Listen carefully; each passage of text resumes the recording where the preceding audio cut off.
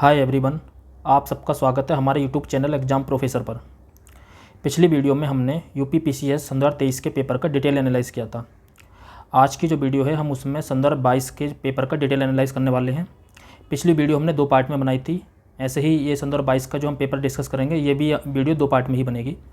इसमें हम पहले पार्ट में जो 75 क्वेश्चन है उनका डिस्कस करेंगे और नेक्स्ट पार्ट में नेक्स्ट 75 क्वेश्चन का डिस्कस करेंगे। पिछली वीडियो में हमने डिस्कस करते समय हमने बहुत सारी चीज़ें सीखी थी, जैसे हमने कि क्वेश्चन को कैसे डील करना है, किस सब्जेक्ट से कौन से क्वेश्चन पूछे आते हैं, किस तरीके के क्वेश्चन पूछे आते हैं, हम एग्जाम हॉल में क्वेश्चन को कैसे डील कर सकते हैं, कॉमन सेंस या ट्रिक के माध्यम से हम क्वेश्चन को कैसे सॉल्व कर सकते हैं।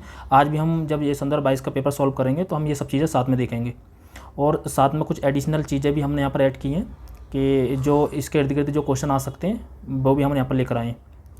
तो आज की जो वीडियो है वो आपके लिए बहुत ज़्यादा इंपॉर्टेंट होने वाली है, बहुत ज़्यादा हेल्पफुल होगी, तो वीडियो में एंड तक बने रहिएगा। ये सन 2022 का जो पेपर था उसकी ए सीरीज़ का पेपर है, तो ये हम आज सॉल्व करने वाले हैं। तो चलिए शुरू करते हैं आज का पेपर। इसमें क्वेश्चन नंबर 1 जो दिया था वो दिया था अशोक के शिलालेख के बारे में। तो क्वेश्चन नंबर 1 था, निम्नलिखित में से अशोक का कौन सा शिलालेख धार्मिक संश्लेषण के बारे में कहता है। तो 12वां शिलालेख, द्वितीय शिलालेख, 11वां शिलालेख या 13वां शिलालेख। तो इसका जो आंसर था ऑप्शन नंबर ए राइट था, 12वां शिलालेख। अच्छा, अशोक के शिलालेखों के बारे में क्वेश्चन सामान्यतः पूछ लिया जाता है। तो यहाँ पर आप जितने भी ये शिलालेख हैं यहाँ पर आप देख सकते हैं कि पहले शिलालेख में उन्होंने पशु बलि की निंदा की थी। द्वितीय शिलालेख जो था उसमें जो है लोक कल्याणकारी कार्यों की बात करी थी। इसी तरीके से 5वें शिलालेख में धर्म महामात्र के बारे में बात कही थी। 10वां शिलालेख में राज्य के कर्मचारियों सदा प्रजा के हित की चिंता करनी चाहिए, ये बात की थी। 13वां शिलालेख हम सब जानते हैं कलिंग युद्ध के बारे में था। इस तरीके से आप इनके 16 के जो 13 शिलालेख हैं उनके बारे में आप देख सकते हैं। अच्छा, कभी कभी क्वेश्चन ये भी पूछा था कि अशोक के शिलालेख किस लिपि में लिखे हुए हैं। तो जो भारत में जो अशोक के शिलालेख हैं वो सारे के सारे ब्राह्मी लिपि में हैं, ठीक है। और उसके जो भारत के बाहर जो 2 शिलालेख हैं लद्दामान एवं तक्षशिला, ये अरमाई की लिपि में लिखे हुए हैं। और मनसेहरा और सहानावाजगढ़ी ये 2 जो शिलालेख हैं ये जो है खरोष्टी लिपि में है। तो जो अशोक के शिलालेख हैं ये विभिन्न जगह जो है अलग अलग लिपि में लिखे हुए हैं। दूसरा, कभी कभी ये भी पूछा था कि अशोक के किन शिलालेख में अशोक का नाम अशोक मिलता है। तो एक है भाब्रू, नट्टूर, उड़गोलम, इनमें जो अशोक का नाम अशोक मिलता है, ठीक है। और भब्रू या बैराट अभिलेख में जो है अशोक का जो बौद्ध धर्म होने का अनुयायी भी मिलता है, मतलब साक्ष्य भी मिलता है उसमें। इसके अलावा एक ये भी पूछा था कि जो है अशोक का कौन सा अभिलेख जो है आर्थिक अभिलेख कहलाता है। तो रुमंदेही अभिलेख जो है अशोक का आर्थिक अभिलेख कहलाता है। तो यहाँ पर आप इतनी एडिशनल चीज़ें देख सकते हैं, ठीक है। तो जो मैंने ये बताया था कि अशोक का नाम अशोक किन शिलालेखों में मिलता है। तो यहाँ पर आप 4 शिलालेख याद कर सकते हैं, मोस्ट इंपॉर्टेंट है इसलिए मैं यहाँ पर बता दे रहा हूँ। एक है मास्की, एक है गुर्जरा और एक है नट्टूर और एक है उड़गोलम, ठीक है। नट्टूर, उड़गोलम, ठीक है। तो ये 4 शिलालेख हैं, आप यहाँ पे याद कर सकते हैं। इसमें अशोक का नाम अशोक मिलता है, ठीक है। और बाकी जो है ये जो 13 शिलालेख हैं यहाँ पर इनका क्रमवार आप देख भी सकते हैं, ठीक। नेक्स्ट क्वेश्चन था, उत्तर प्रदेश के निम्नलिखित में से कौन सा वन्यजीव अभ्यारण्य 1975 में स्थापित किया गया था। तो कतरनिया घाट, चंबल, किशनपुर, रायपुर। तो इसका आंसर हो जाता है ऑप्शन नंबर ए, कतरनिया घाट। ये कतरनिया घाट जो था ये जो है बहराइच में है, ठीक है। और ये किशनपुर जो है लखीमपुर खीरी में।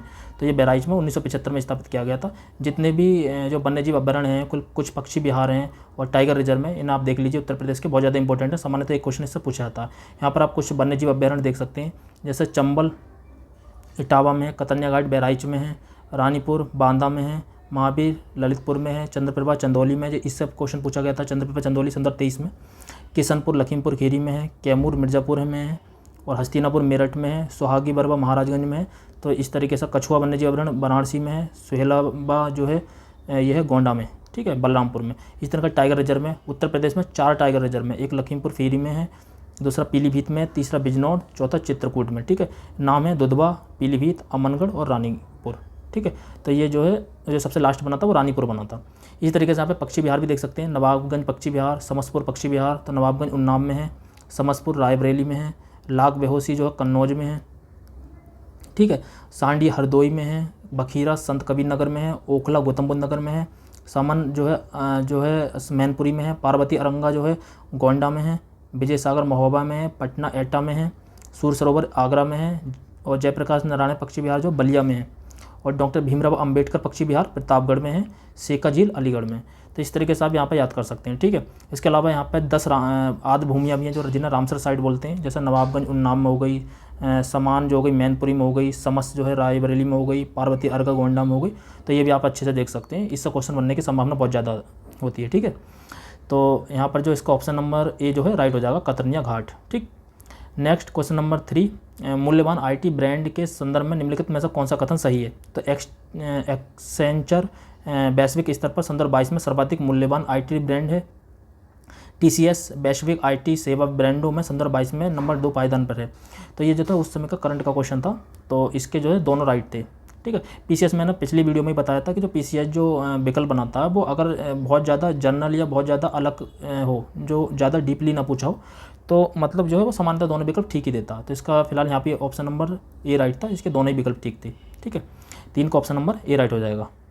ठीक, नेक्स्ट देखते हैं क्वेश्चन नंबर 4, हमारे द्वारा उपयोग किए जाने वाले ऊर्जा के अधिकांश स्रोत संग्रहित सौर ऊर्जा के प्रतिनिधित्व करते हैं। निम्नलिखित में से कौन सा अंततः सूर्य की ऊर्जा से व्युत्पन्न नहीं है? ये बोल रहा अंततः का मतलब ये है कि इफेक्टिव रूप से कहीं भी सूर्य का थोड़ा बहुत भी प्रभाव पड़ रहा है तो वहाँ पर उसे हम शामिल कर लेंगे। जैसे नाभिकीय ऊर्जा में सूर्य का प्रभाव जो है नहीं पड़ता, तो इसका ऑप्शन नंबर ए राइट हो जाएगा।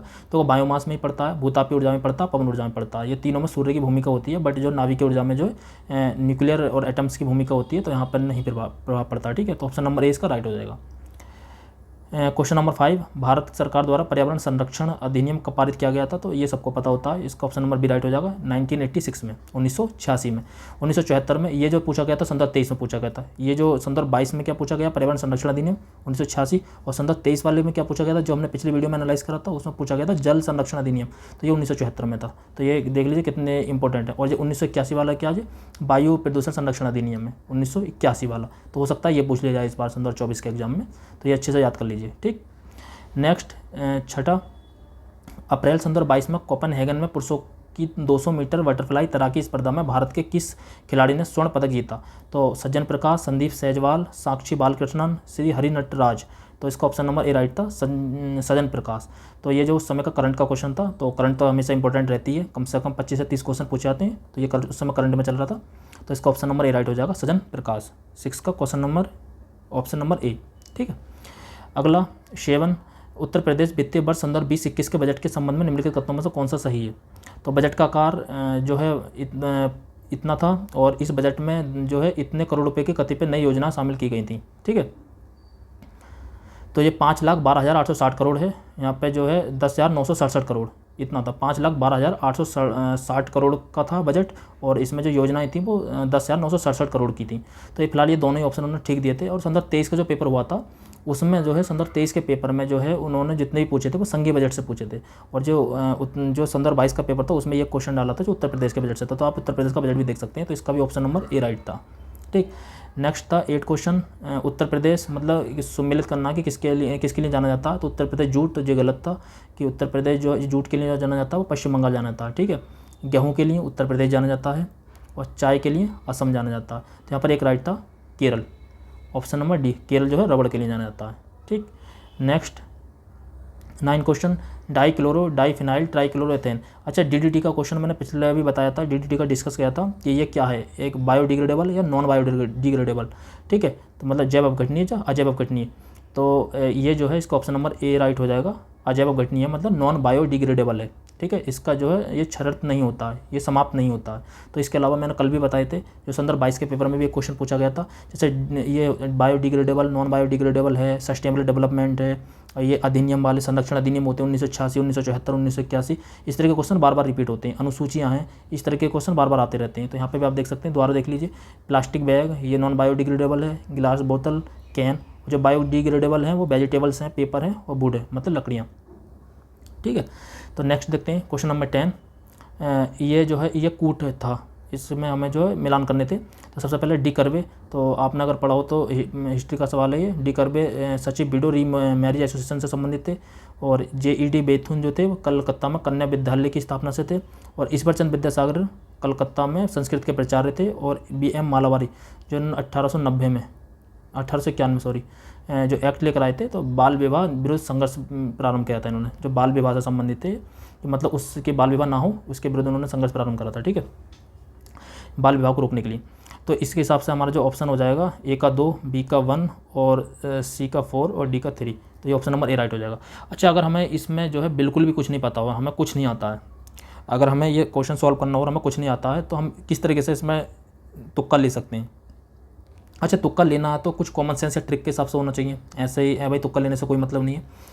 तो मैंने पिछली वीडियो में बताया था, यहाँ पर भी एक ट्रिक बता रहा हूँ, ये वही ट्रिक रिपीट कर रहा हूँ। तो हम जो हमेशा जो याद रखना है, इस वाले कूट वाले में ना बहुत कम संभावना होती है ए का फर्स्ट देगा, कोई जो एग्जामिनर होता है बी का सेकंड देगा, सी का थर्ड देगा, मतलब बहुत कम प्रोबेबिलिटी होती है, और डी का फोर्थ देगा। मतलब हम ये मान के चलेंगे कि वो सामने का सामने विकल्प नहीं देगा, मतलब बहुत रेयर केस में होता है। मैंने पिछली वीडियो में बताया था 10 में से 7 क्वेश्चन इस तरीके से हमारे राइट जा सकते हैं, केवल 3 क्वेश्चन ही रॉन्ग जाएंगे, और इसमें बहुत ज़्यादा प्रोबेबिलिटी है कि 10 में से 7 जाएंगे ही जाएंगे, ये गारंटी है।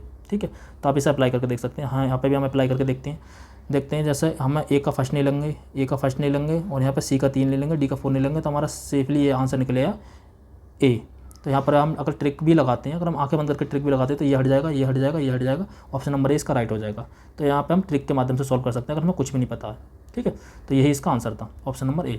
नेक्स्ट हम क्वेश्चन नंबर में करके देखेंगे, जो अगले क्वेश्चन आएंगे वहाँ पे भी हम लगा के देखेंगे, जैसे इस वाले में भी लगा के देखेंगे 12 में।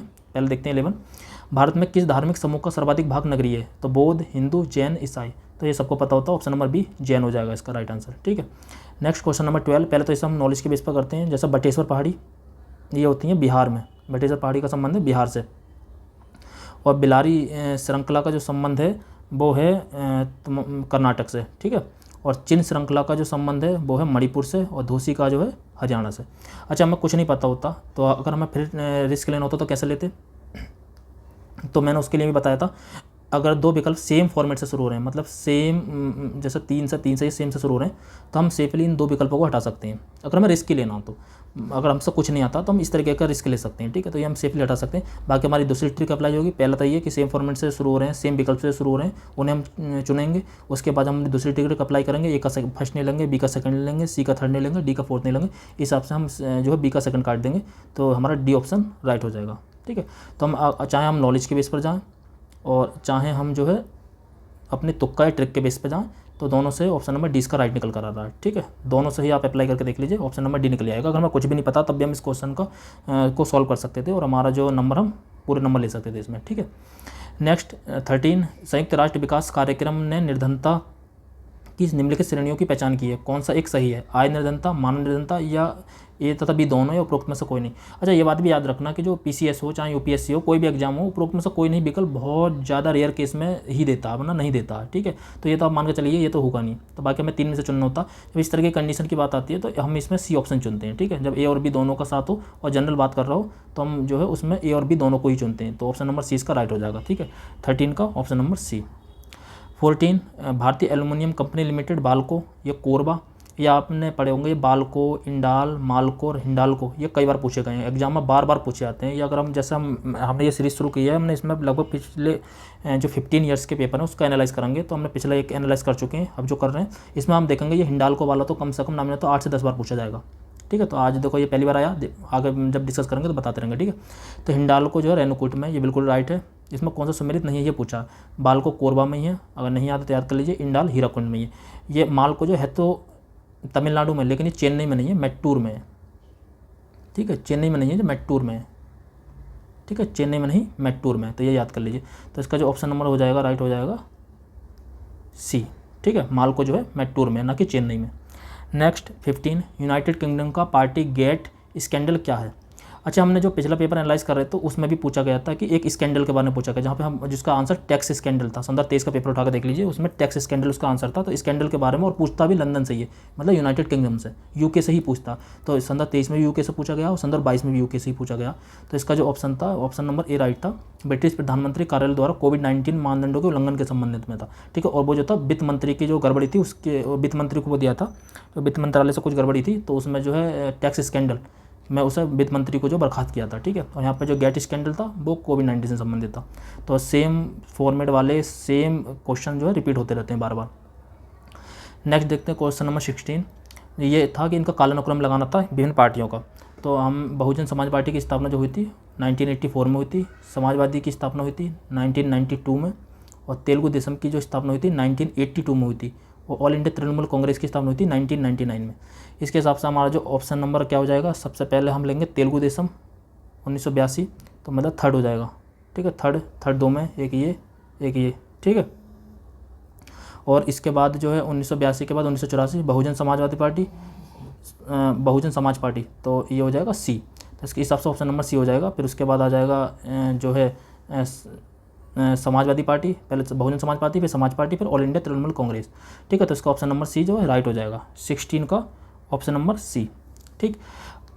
अच्छा, अगर हमें जो है कुछ नहीं पता होता, ये तो हमें नॉलेज के बेस पर कर दिया, नॉलेज तो हमेशा प्रायर है, नॉलेज के बेस पर तो हमें करना ही। अगर हमें कुछ नहीं पता होता तब हम इसमें कैसे सोच सकते थे, अगर हमें ट्रिक या कॉमन सेंस लगाना होता।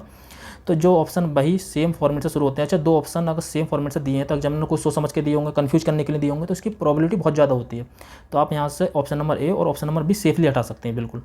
अब हमें इनमें से चुनना होता, तो ये भी हमें पता है कि 4 सब में दे रखा, तो ये 4 भी है।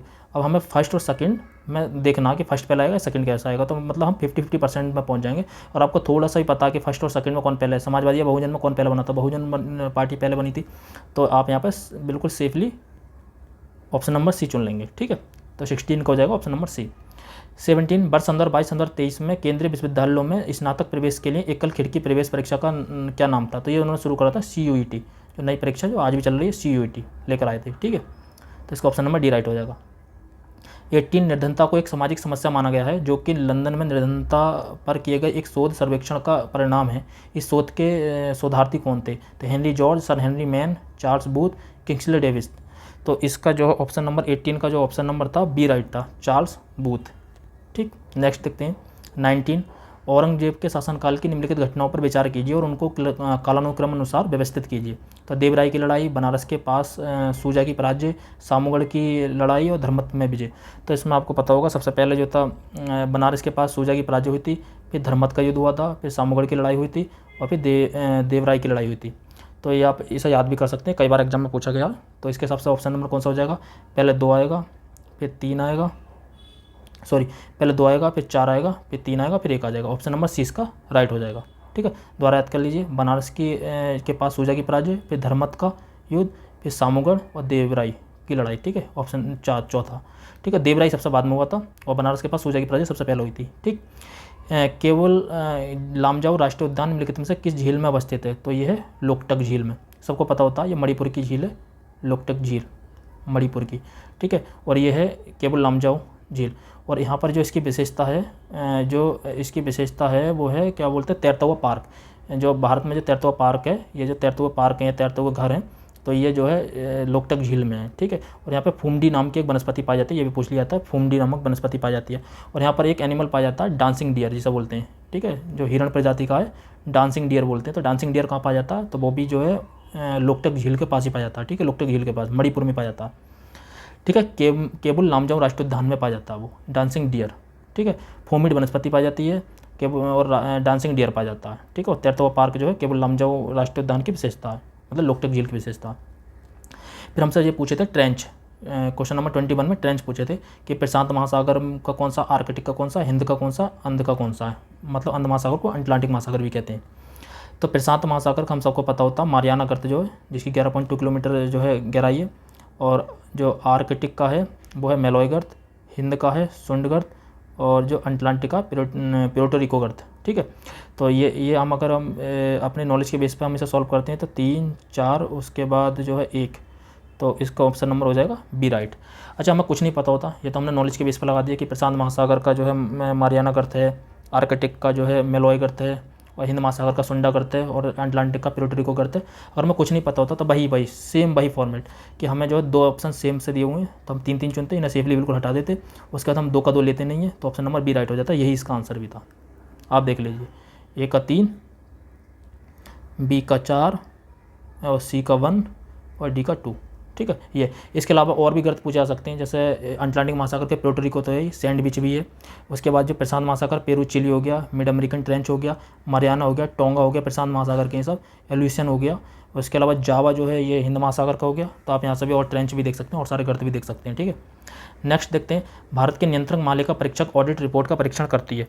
तो ये महालेखा परीक्षक जो है ये आर्टिकल 148 में है।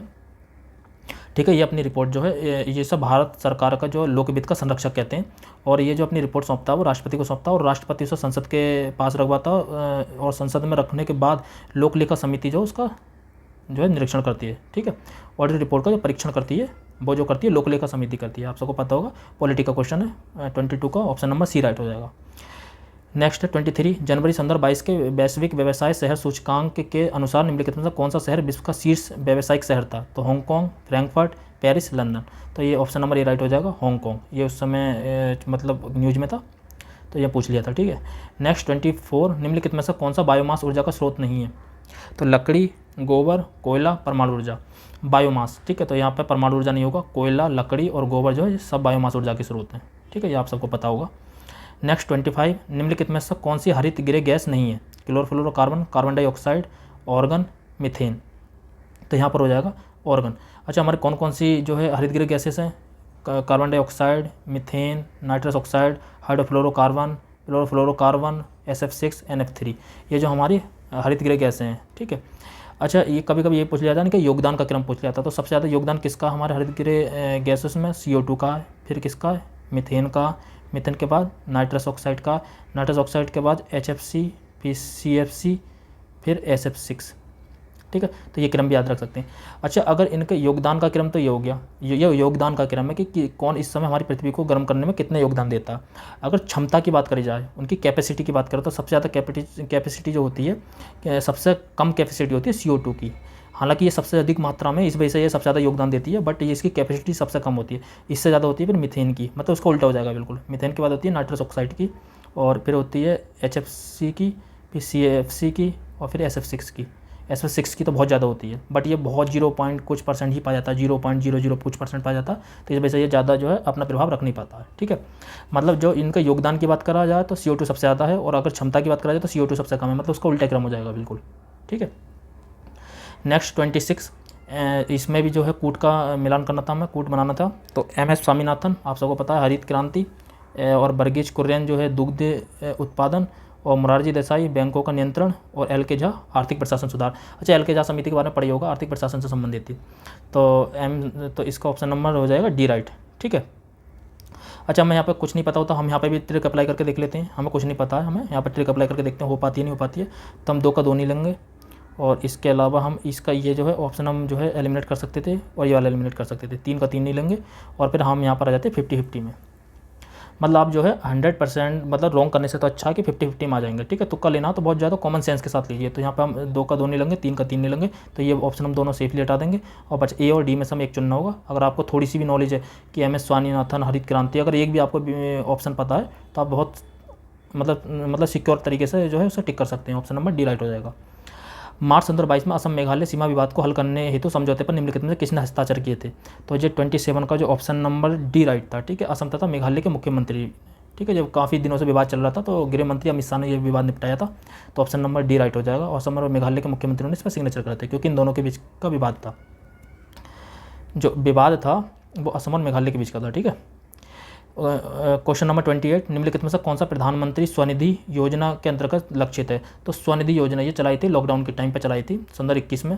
तो ये था फुटपाथ विक्रेता के लिए प्रधानमंत्री स्वनिधि योजना, ये उस समय बहुत ज़्यादा चर्चा में रही थी, तो पूछ लिया था, ठीक है। क्वेश्चन नंबर 29 निम्नलिखित देशों में से मानव विकास सूचकांक 2022 के आधार पर अवरोही क्रम से व्यवस्थित कीजिए, मतलब अवरोही क्रम में व्यवस्थित करना है, ठीक है।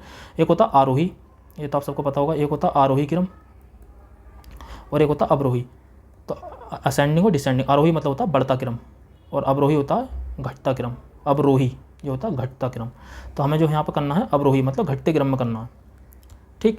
तो ये 29 का जो ऑप्शन नंबर था वो राइट था D, मतलब सबसे पहले हांगकांग मतलब घटते क्रम में करना, सबसे ऊपर आएगा हांगकांग, मानव विकास सूचकांक में सबसे ऊपर हांगकांग होगा, हांगकांग के बाद ऑस्ट्रेलिया होगा, ऑस्ट्रेलिया के बाद जापान होगा, जापान के बाद रूस होगा। तो ठीक है, इसका ऑप्शन नंबर D राइट हो जाएगा। नेक्स्ट 30 देखते हैं। अच्छा, हमने इसे बिल्कुल नहीं पढ़ा, इसे तो हम बिल्कुल कॉमन सेंस से भी कर सकते हैं। जैसे शांत क्षेत्र, तो इनमें सबसे ज़्यादा कम डेसिबल जो होगा, ध्वनि जो होगी सबसे कम वाली ही होगी शांत क्षेत्र में। तो यहाँ पर हम 50 से इसे कर देंगे, यहाँ पर सबसे कम 50 ही है। वैसे आवासीय होगी इससे ज़्यादा, तो ये 55 हो जाएगा। औद्योगिक वाली जो होगी फिर जो है 70 हो जाएगी, क्योंकि औद्योगिक वाली सबसे ज़्यादा शोर करेगी, और व्यापारिक जो होगा 65 हो जाएगा। तो इसके हिसाब से हम लगा सकते हैं कि 2, 1, 3, 4 जो ऑप्शन नंबर C इसका राइट हो जाएगा। 30 का जो ऑप्शन नंबर D राइट हो जाएगा। 2, 1, 4, 3, ठीक है। अच्छा, हमें फिर भी कुछ नहीं पता, फिर हम अपनी ट्रिक अप्लाई करेंगे। हमें कुछ भी नहीं पता, हम कॉमन सेंस से भी सॉल्व नहीं कर पा रहे हैं, तो केवल ट्रिक हमें अप्लाई करेंगे। तो हमने वही ट्रिक, A का फर्स्ट नहीं लेंगे, B का सेकंड नहीं लेंगे, और C का थर्ड नहीं लेंगे, और D का फोर्थ नहीं लेंगे, ठीक है, ये हम नहीं लेंगे, हम छोड़ के चलेंगे। ठीक है, तो यहाँ पर हम देखते हैं इसके हिसाब से 3 कट जाएगा, 3 का 3 नहीं लेंगे, 3 का 3 नहीं लेंगे, ये एलिमिनेट हो जाएगा, ये 2 एलिमिनेट हो जाएंगे। ठीक है, और बाकी जो हम यहाँ पे 50-50% में आ जाएंगे। और यहाँ पर अगर आप थोड़ा सा भी कॉमन सेंस लगाएंगे तो इसका ऑप्शन नंबर डी जो है आसानी से चुन लेंगे। ठीक है,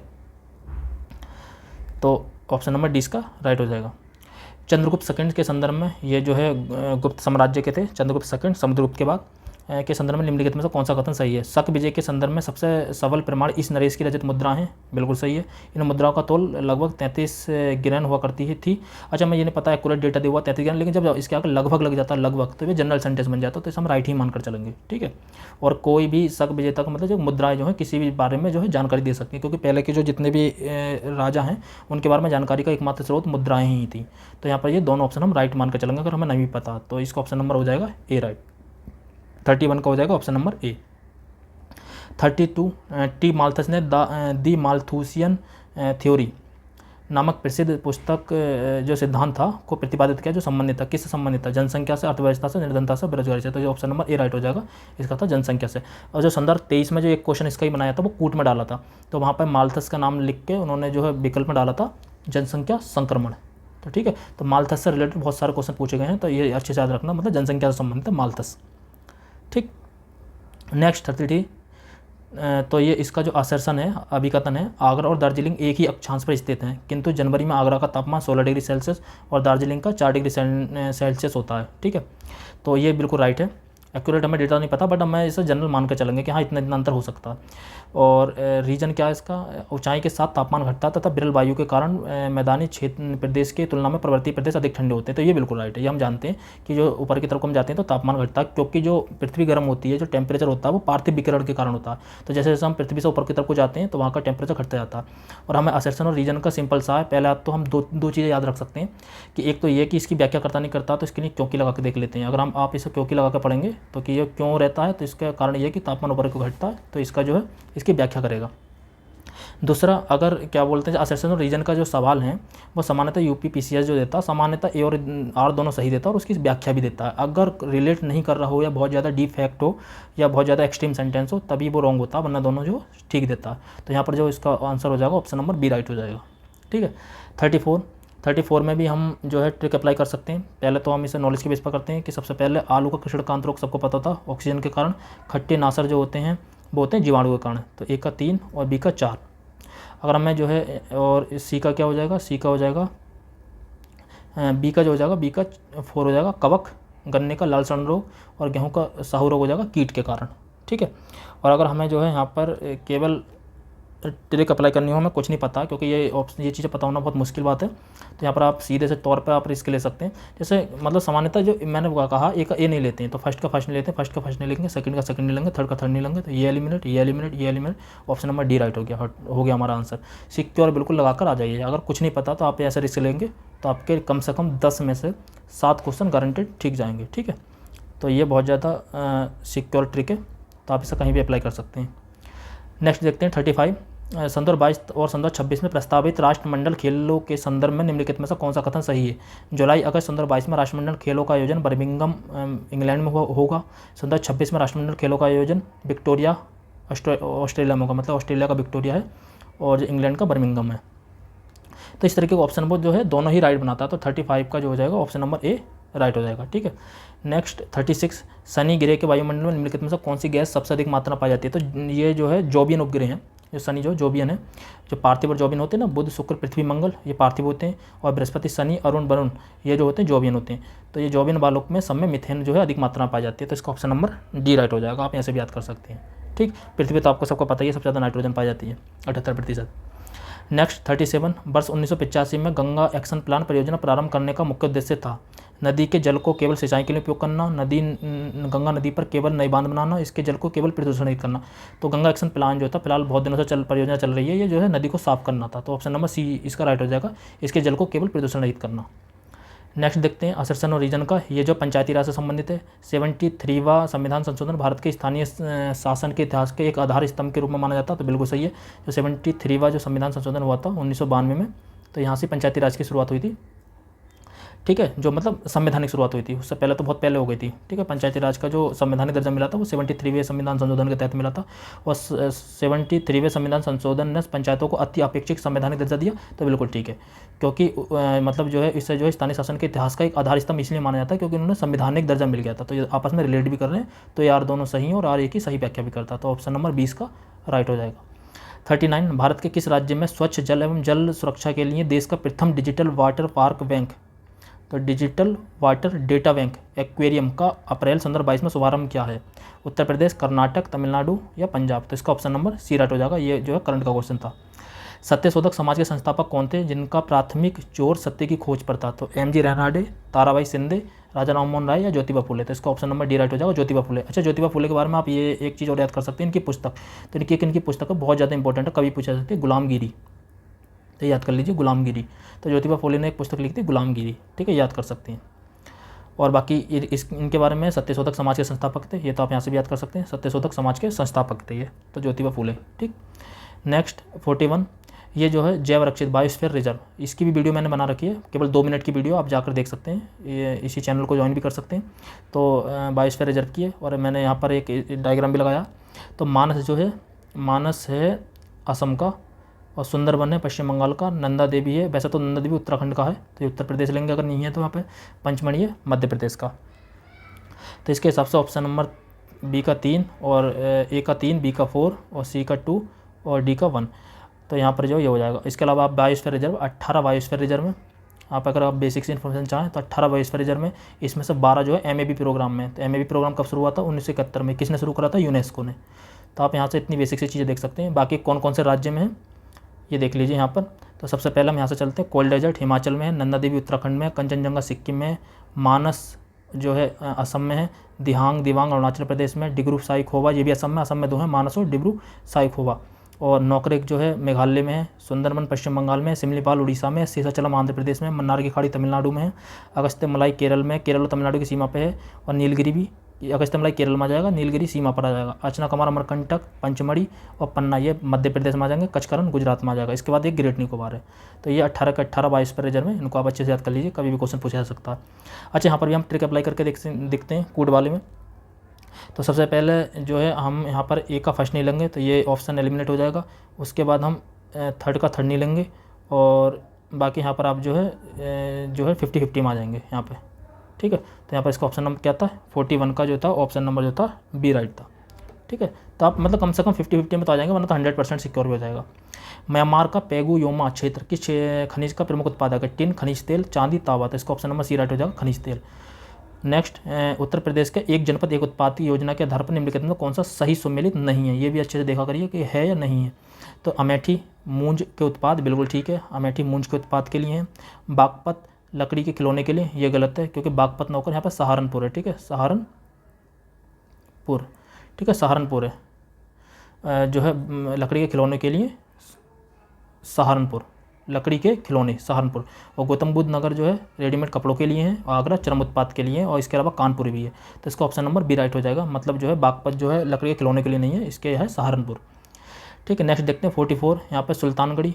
तो सुल्तानगढ़ी के जो है सुल्तानगढ़ी किस, लाल महल सबसे पहले बलबन, इसके अलावा अढ़ाई दिन का झोपड़ा कुतुबुद्दीन ऐबक। ठीक है, लाल महल बलबन ने बनवाया था, सुल्तानगढ़ी इल्तुतमिश ने बनवाया था, अढ़ाई दिन का झोपड़ा कुतुबुद्दीन ऐबक ने, जमात खां मस्जिद अलाउद्दीन खिलजी ने। तो ए का जो हो जाएगा 3 और बी का 4।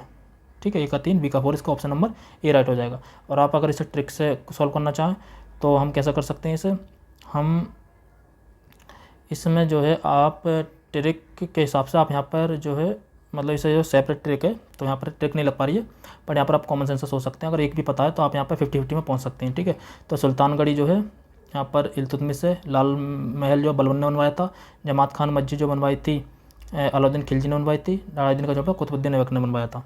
ठीक, तो 44 का जो ऑप्शन नंबर था वो था सी राइट।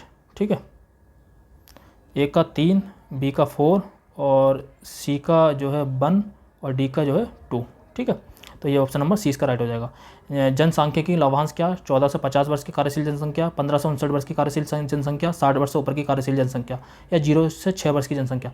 तो ये होती है 15 से 59 वर्ष की कार्यशील जनसंख्या, ये याद कर लीजिए, कई बार पूछा गया है। तो 45 का जो हो जाएगा ऑप्शन नंबर बी राइट हो जाएगा। 46 अनुसूचियों से संबंधित है। अनुसूचियाँ हमें सबको याद होती हैं। जो मूल संविधान में 8 अनुसूचियाँ थीं, वर्तमान में 12 अनुसूचियाँ हैं। पहली अनुसूची जो जोड़ी गई थी, 9वीं अनुसूची जोड़ी गई थी, प्रथम संविधान संशोधन के तहत जोड़ी गई थी, 1951 में जोड़ी गई थी। आपको सबको पता है, अगर कोई भी जो अधिनियम जो है 9वीं अनुसूची में डाल दिया जाता है तो उसका जो है न्यायिक पुनरीक्षण नहीं हो सकता। बट अगर वो जो मौलिक अधिकारों से संबंधित है तो उसका हो सकता है, तो ये भी इसके संबंध में भी है। और 10वीं जो दल बदल से संबंधित है, 11वीं जो है पंचायती राज से, 12वीं जो है नगर पालिका से संबंधित है। तो यहाँ पर देख सकते हैं पहली अनुसूची जो है संगम में उसका राज्य क्षेत्र है, द्वितीय अनुसूची में जो है वेतन भत्ते हैं, तृतीय में शपथ है, चौथी में जो है राज्यसभा सीटों का बंटन है, 5वीं में अनुसूचित जनजातीय क्षेत्रों का प्रशासन है, 6वीं में असम, मेघालय, मिजोरम, त्रिपुरा के लिए है, 7वीं अनुसूची जो है विषयों से संबंधित है, 8वीं भाषा से है जिसमें 22 भाषा हैं, 9वीं अनुसूची जो है भूमि सुधार से संबंधित है और कुछ अधिनियमों का विनियमन और सत्यापन भी है, 10वीं अनुसूची में दल बदल है, 11वीं अनुसूची में पंचायती राज, 12वीं में नगर पालिका। तो आप यहाँ पर अच्छे से याद भी कर सकते हैं इसे। तो पहला तृतीय अनुसूची शपथ में प्रतिज्ञान से है, चतुर्थ अनुसूची जो है राज्यसभा सीटों का आवंटन है, 7वीं जो है विषयों की सूची से है और 8वीं भाषा से है। तो 1 का 2 B का 1, तो 1 का 2 B का 1, तो ऑप्शन नंबर डी इसका राइट हो जाएगा 46 का डी। 47 देख लीजिए, दूध सागर, तो दूध सागर में पता है ये गोवा में है। बरकाना जो है ये 47 का जो ऑप्शन होगा वो हो जाएगा बी, ये हो जाएगा बरकाना जो कर्नाटक में हो जाएगा, और खंडाधार जो हो जाएगा ये हो जाएगा उड़ीसा में, और पलानी हो जाएगा हिमाचल प्रदेश में। तो आप यहाँ पे भी कर सकते हैं। इसमें अगर आप ट्रिक लगा कर देखना चाहें तो देखो 2 का 2 कट जाएगा, 2 का 2 कट जाएगा, और ये जो है यहाँ पे ये 2 ऑप्शन एलिमिनेट हो जाएंगे, बाकी आप यहाँ पे 50-50 में आ जाएंगे यहाँ भी, ठीक है।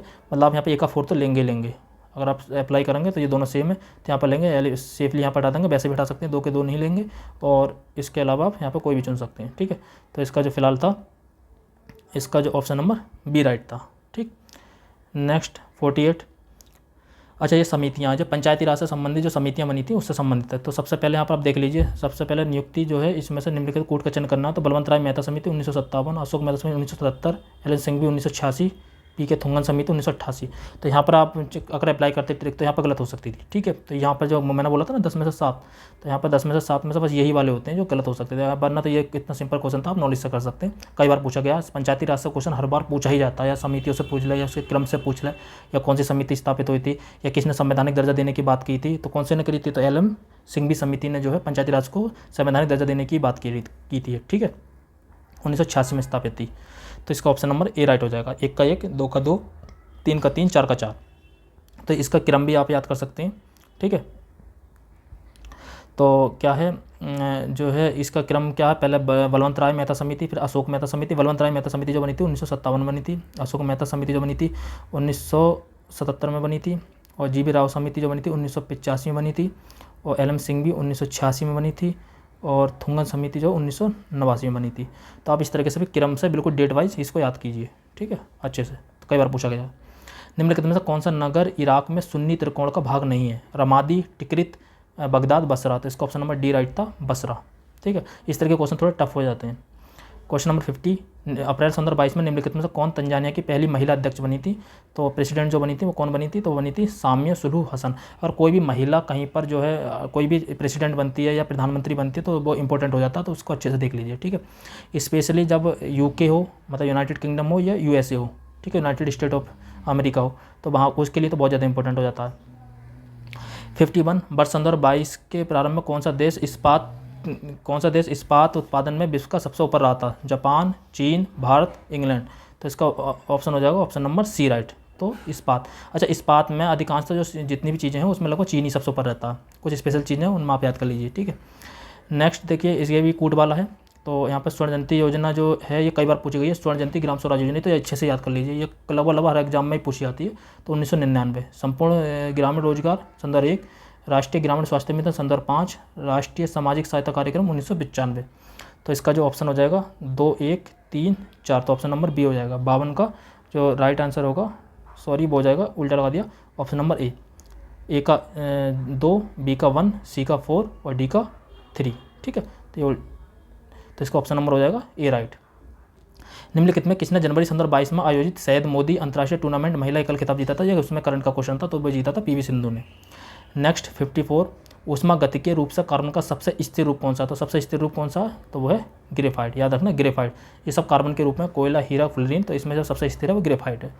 निम्नलिखित में कौन सा स्तनधारी अंडे देता है? तो इसमें अंडे जो देता है स्तनधारी है लेकिन अंडे देता है तो वो है एकिडना।